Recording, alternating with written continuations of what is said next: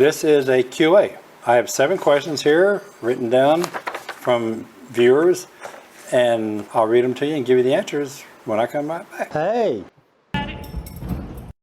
Roger! Oh, Rocket Chick Roger! Hello there!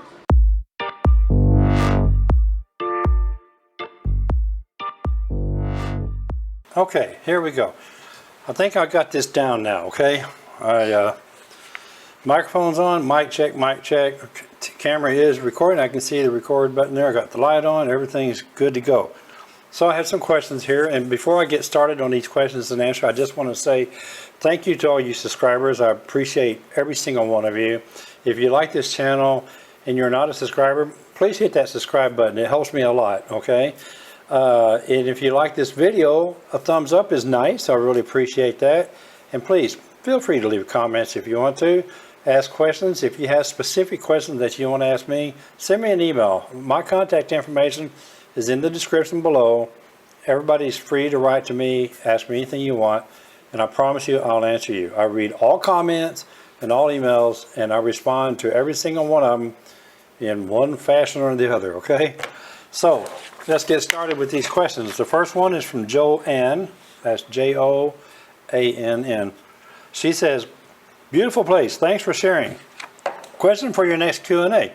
I just watched a video about living in Boquete, Panama, and he showed capturing a huge scorpion in his rental house there. You never mentioned scorpions. Is it because you live in a high-rise or because your building has regular pest control? Scorpions freak, period, me, period, out, period. No, we don't have pest control here. The only pest control I have here is my fly swatter, my shoe, and I do have 1 can of bug spray, but don't really have much of a problem with bugs here. I'm sad to say, Joanne, yes, there are scorpions here. I'm going to put a link in the description below this question that explains the population of scorpions in Ecuador, but here's kind of a summary of what it says. Ecuador, despite its small size, ranks 17th among the nations of the world in biodiversity. This is attributable to, among other factors, the confluence of several biogeographic regions. Chaco and Tumbes, encompassing the coastal region, northern and south central Andes, the Syria region, like where Cuenca and Quito is, the northern and southwestern Amazon Oriente region, and the insular region of Galapagos. Ecuador harbors one of the richest arachnid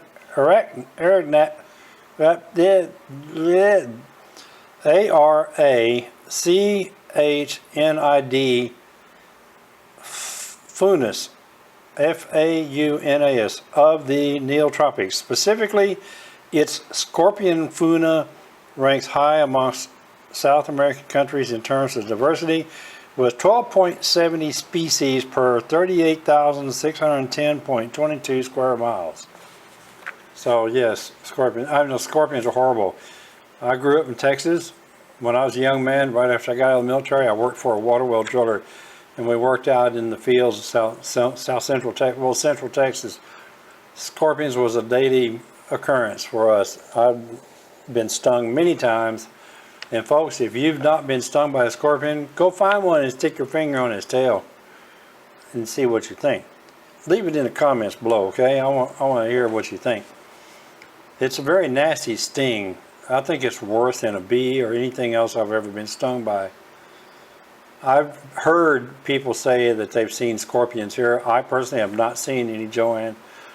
Talk to your doctor when you get here and see what you can take. I think if you get stung by a scorpion here, you can do like you would a bee sting and take like Benadryl or something like that, and it'll probably help you out a lot, okay? It's no joking matter. A scorpion sting is a nasty sting. I've been stung on my butt, on the bottom of my feet, on my toe, on my thumb, and they're all nasty. They're all, oh, it makes me bawl like a 4-year-old. Next question from Donald Greenman. Hi, Don. Don, I have a question. Actually, that's him talking to me. I have a question, actually, 2 questions, but I'll keep it short. just ask this one now. If the American dollar crashes, what will happen in Ecuador to their economy? In other words, hypothetically, if I'm there with all my finances, except for emergency funds here, and have my security deposit there, CDs and banking, cash on hand, etc., and the economy here in USA takes a crap, what then? Well, I know what I would do. I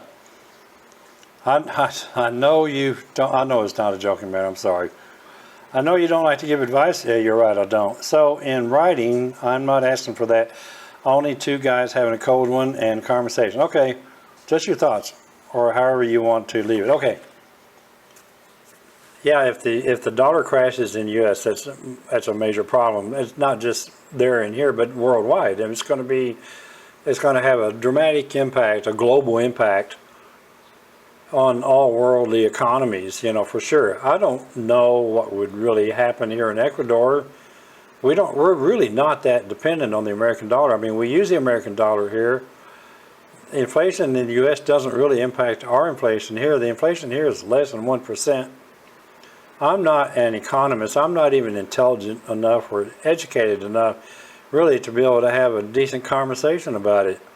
But I'm sure that there is somebody in this channel that understands this stuff. And there's a guy, oh my God, please help me. I think he's Socrates, I think he's in Guayaquil, very sharp dude about Ecuadorian economics. What would you think? What would you say, sir, if we had a problem with the US dollar crashing?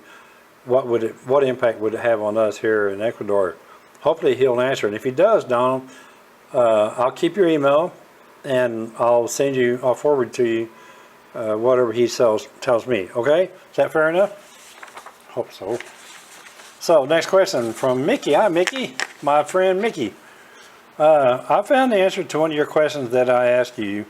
This might be helpful to other retirees wondering about medication availability in Ecuador. It's the website giving all the medications that are carried there. I feel much better now that I've found my meds on it and think that this info will help to ease that question for others too. Some people have asked me about medicine here, and I've even gone up to the store, to the mall, and gone into pharmacy with my trusty little phone, and I've asked the pharmacist, do you have this medicine? And they say, yep, we sure did. I take a picture of it and get the price and send it to the person that asked me about it. Medication is readily available here, folks. Put your mind at ease if you're worried about getting your medication here, because most likely anything that you get in the States you can get here. Most medication here that I know of is all generic medication. It's very hard to find the non-generic, I don't know what you call that, non-generic medication. I know that the medication that I take for my blood pressure in the States, I was taking metoprolol. Here, I take something else, and it actually works better than metoprolol, and it only costs me $38 a month. This website that Mickey's talking about here is called Pillintrip, PILLINTRIP.com. It's a great website. I'm going to put a link to it in the description. Check it out. See if your medicine's here. If it's not, get in touch with a local doctor here on WhatsApp, like Dr. Garcia, and ask her, Okay? Or write to me, and I'll look it up for you. I'll be happy to do that for you at my leisure when I have time, because I'm an extremely busy man. And if I'm sober, I will be, I promise. From next question, number 4, from Sandy Wells. Hi, Sandy. I've talked to you several times or had correspondence with you via comments and email. I always appreciate you. Great video, Don. I know. I do have 2 questions. I don't know which video she's talking about. It was one of my videos, because they're all great, as we all know. When you arrived in Manta with your cell phone from the U.S., did it work there before you went to Claro and got the new SIM card? That's your first question. Yes, it did. It worked just fine. The only thing I had to do, Sandy, was unlock my phone. I have an iPhone 10R, and AT&T even gave me a website to go to where I can unlock it. I did that. I came here with it, with the AT&T SIM card in it. This third day I was here, I went to Claro in the mall, got a SIM card from them, signed up for their $22 a month plan, which is unlimited everything, and it works just fine. I didn't have a single problem. When I got here, I didn't use it for calls back to the United States because that would have been outrageous. But with WhatsApp, and anybody that has WhatsApp on their phone in the States, I can contact them via WhatsApp. And then if you look at one of my previous videos where I talked about WhatsApp and Google Voice, I still have my old cell phone number. I keep belching there. Still have my old phone. Probably need a beer. What time is it? It's almost time for a beer. So, hang tight for a minute. Okay, I'm back. The rest of this video is brought to you by Pilsner Beer. Oh my God, that's so good. So, the next question that you had, you just watch. The more I drink of this, the smarter I get. It's kind of like dancing. The more I drink, the better dancer I am. I haven't been dancing in years. Anyway, okay, Sandy, back to your question. Let's say that the second part of your question was, let's say I go on Amazon and purchase an Android phone that is unlocked to take with me. When I arrive in Ecuador, all I have to do is take that phone to Claro and sign up for one of their plans? Question mark? Yes, that's right. Exactly right. Take it to Claro, and they will be happy to sell you a SIM card. This, comes with your plan. And then your third question was, do they have 5G in Ecuador? Yes and no. I have 4G on my phone. I haven't seen 5G around here anywhere, but I do know that it's developing. They're starting it. A couple of the carriers are starting to install it in Ecuador, probably up in Quito, maybe down in Guayaquil. I don't think it's available in Manta yet. I haven't seen it. 4G works just fine, and that's all I know about it. So, thank you, Sandy. So, the next question, number 5, from Warren Smathers. Don, quick question. I keep seeing folks talk about having to go and pay the power bill, rent, etc. in person. Is this done in cash, by check, or will they take my Schwab debit card? So, the first thing, Warren, is bring your checkbook with you, but keep it locked up at the house, because I don't think you're going to find anybody in Ecuador that's going to take it. I did get my landlord to take my check, but she lives in Florida, and she was here, and she took my rent check for 6 months back to Florida with her, and problem solved. Ecuador is way behind the times when it comes to technology and being able to do payments. But I mean, I do pay some of my bills through my JEP account. I pay my phone bill through my JEP account because the phone bill is in my name. My electric bill here in this apartment is not in my name. The only way I can pay it is I take the bill to Western Union in the mall, and I pay it there, and I take cash. This is a cash-based society. They will not take my check. I assume they would take my Visa, my debit card. I'm sure they would, but you'd have to pay more of a fee for using the debit card than the 30 cents you pay out of your pocket for them to take the payment.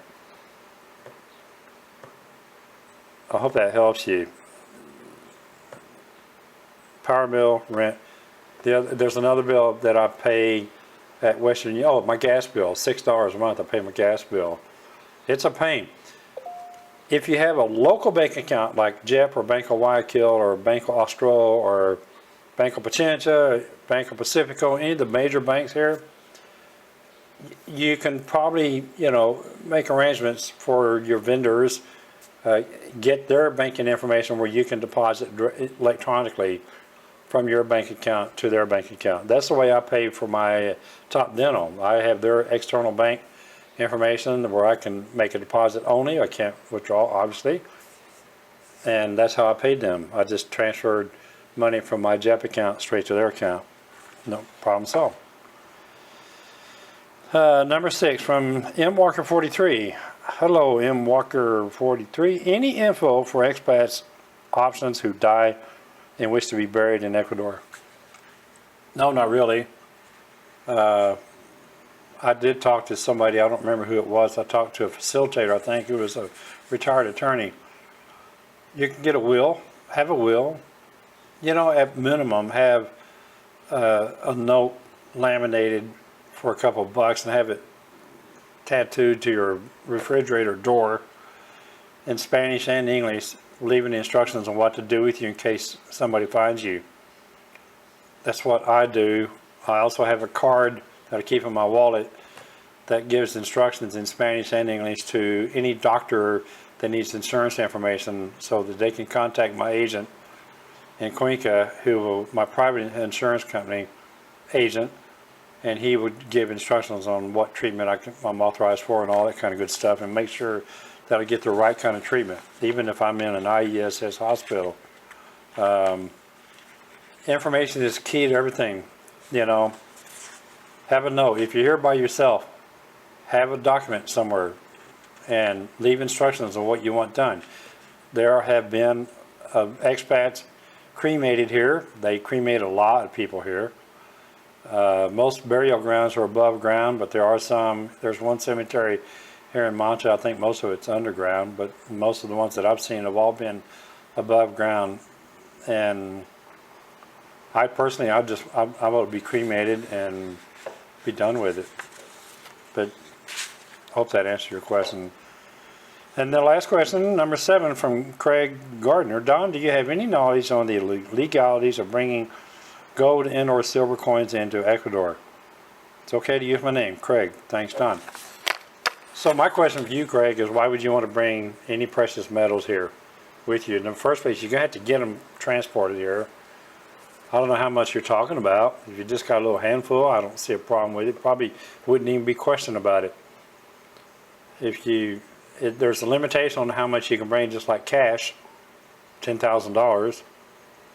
Anything more than that, you're going to have to deal with customs. And if you want to take that chance, you knock yourself out. I wouldn't. I'd leave my gold and silver in the States. I always believe in keeping one foot inside the States and one wherever you are, just in case. I keep my emergency fund in the States. I don't have gold and silver, but I have stock. I keep all that stuff in the States. I keep my Social Security money in the States. I get my deposit there, and I use ATM machines. I would try to avoid at all, as much as possible, having to bring any kind of cash or lots of cash or precious metals here. And there are no safe deposit boxes here that I know of. I know I don't have any at the 2 banks that I deal with here. So I hope that answered your question. Maybe if somebody here is listening and they know a better answer, please leave it in the comments below and share it with the other viewers. So that's it from Manta, Ecuador. That was a little quick Q&A. Thank you, my subscribers. I appreciate your following this channel. I hope I'm helping somebody. That's all I want to do. If I go to bed at night and know that I helped one person, it makes my day. It really does.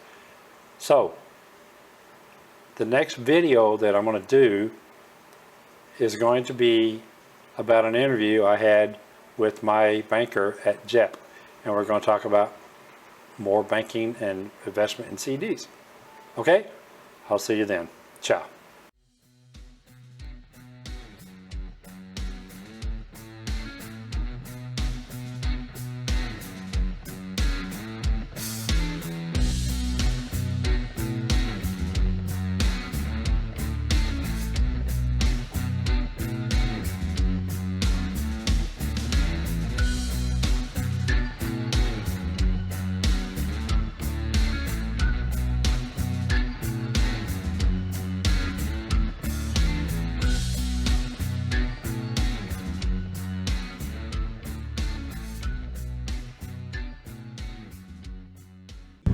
Ê Tuấn,